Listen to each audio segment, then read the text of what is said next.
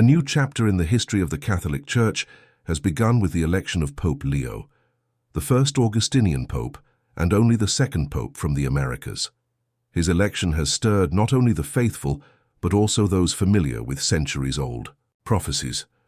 Nostradamus, the mysterious seer of the 16th century, once spoke of a strange shepherd who would rise during a time of spiritual crisis. Now that Pope Leo has stepped into his role, many are asking, was this the moment foreseen long ago? Could this be the unfolding of a prophecy written in the shadows of history? Pope Leo's election is not just a symbolic shift within the Church. It may be seen as a spiritual turning point. He is not a typical figure that many expected to rise to the highest position of leadership in the Vatican. His roots are not of the traditional European clergy who often moved up within the Roman Curia. Instead, Pope Leo brings a life story shaped by service, humility, and education that crosses cultural and national lines. Before we understand the implications of his election, we need to know who Pope Leo truly is. Born Robert Francis Prevost in Chicago, he spent his early life in the United States with his family. As a child and teenager, he was deeply involved in the life of the Church. He studied at the minor seminary of the Augustinian Fathers, showing early signs of dedication to a religious vocation. His academic journey later took him to Villanova University in Pennsylvania, where he earned a degree in mathematics in 1977. He also pursued studies in philosophy, balancing logic with deep, spiritual thought. That same year, on September 1st, he entered the novitiate of the Order of St. Augustine in St. Louis, joining the province of Our Lady of Good Counsel in Chicago. His first profession of religious vows came on September 2nd, 1978. From that point, his life would be shaped by commitment to the Augustinian path. On August 29, 1981, he made his solemn vows in Rome. Not long after, on June 19, 1982, he was ordained a priest at the Augustinian College of St. Monica by Archbishop Janjo. Pope Leo's dedication to education and spiritual leadership continued. In 1987, he defended his doctoral thesis, which focused on the role of the prior in the Order of St. Augustine. This work showed not only his academic ability, but his deep understanding of how leadership and spirituality must work together within religious life. He was soon named Director of Vocations and Director of Missions for the Augustinian province in Olympia Fields, Illinois. His role required both spiritual discernment and the ability to inspire others to consider religious life. Perhaps one of the most defining parts of his life came through his missionary work. Pope Leo spent many years as a missionary in Peru, working closely with communities and helping the people in both their spiritual and everyday lives. It was during this time that he became not only an American, but also deeply Peruvian in heart and spirit. His missionary work showed his deep care for the people of Latin America and his understanding of the diverse cultural experiences within the global Church. He was eventually elected as the head of the Augustinian Order, not once, but for 2 consecutive terms. His leadership was marked by inclusiveness, thoughtful reform, and a focus on unity.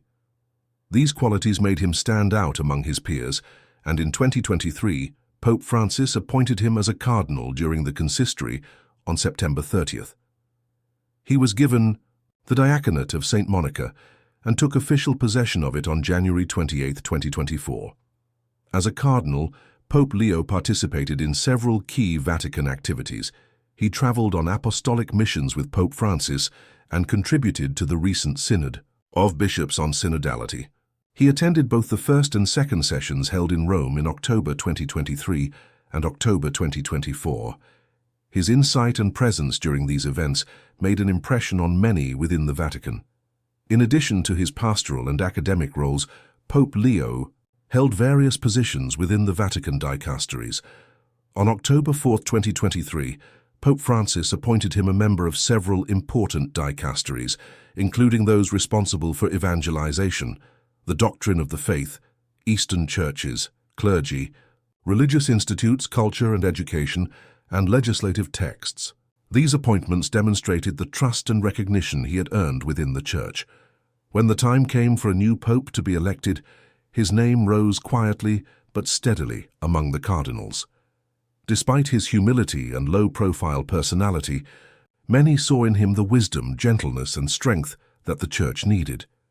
And when the announcement came that he had been chosen, there was a mix of surprise and admiration.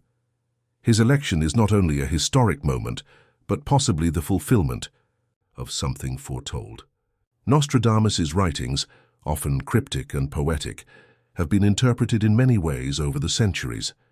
He spoke of a pastor who would appear when the church was in disarray, when faith seemed uncertain, and when divisions were deepening.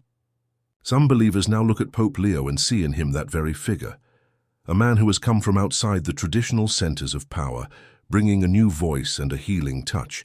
He does not speak with arrogance or seek grand displays of authority. Instead, he brings a sense of calm, a scholarly mind, and a heart formed in service to others. This makes him stand out in a world filled with noise and division. People from all continents are beginning to look at his words and actions with hope. They see a leader who can bring the church back to its roots: faith, compassion, humility, and unity. His Augustinian background is also symbolic. St. Augustine was a man who lived through great personal and spiritual struggles before becoming one of the greatest thinkers and bishops in church history. Like Augustine, Pope Leo has experienced both intellectual depth and pastoral tenderness. His life reflects the balance of contemplation and action. He listens, reflects, and then acts with purpose. This is what many people believe the church needs right now.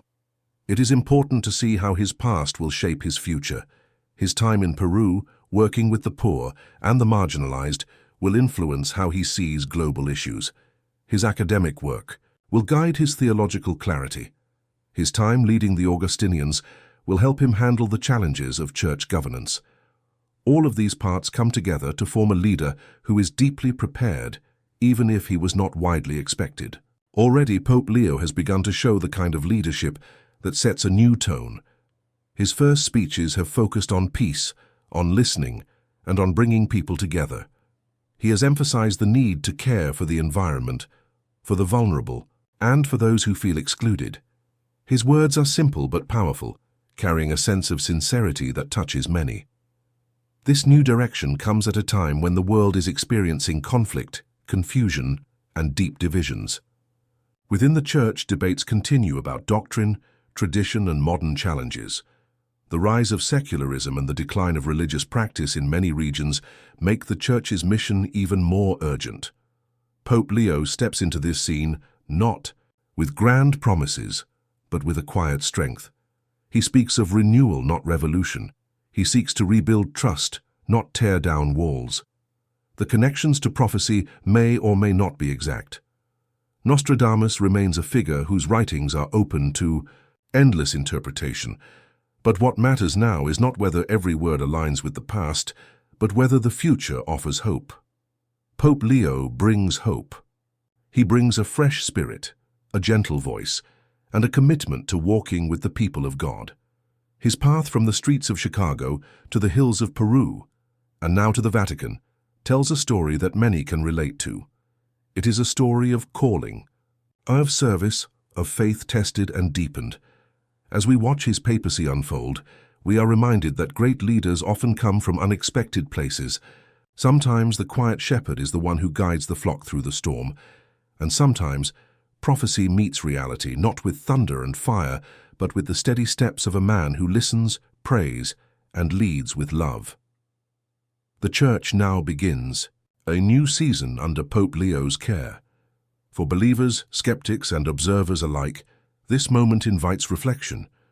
What do we expect from our spiritual leaders? What does it mean to serve with humility and courage? And how can one life touch the hearts of millions across the world? Only time will tell how history will remember Pope Leo, but already his presence is being felt, his voice is being heard, and in the quiet corners of faith, perhaps even the words of Nostradamus echo a little louder today. Whether a prophecy, fulfilled, or simply a path well walked, Pope Leo's journey is now the Church's journey, a journey that for many has only just begun.